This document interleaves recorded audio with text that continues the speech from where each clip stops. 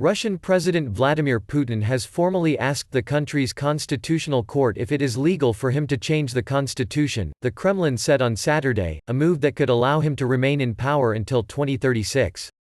Putin in January unveiled a major shake-up of Russian politics and a constitutional overhaul, which the Kremlin billed as a redistribution of power from the presidency to parliament.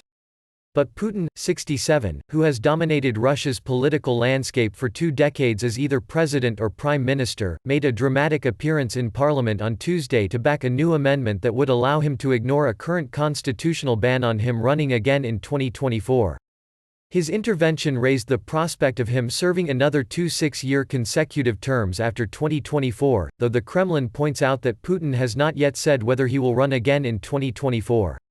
The Kremlin said in a statement on Saturday that Putin had signed off on the constitutional changes after they were approved by both House of the country's parliament and by regional parliaments. The Constitutional Court must now rule whether the changes are legal ahead of a planned nationwide vote on the shake-up due on April 22.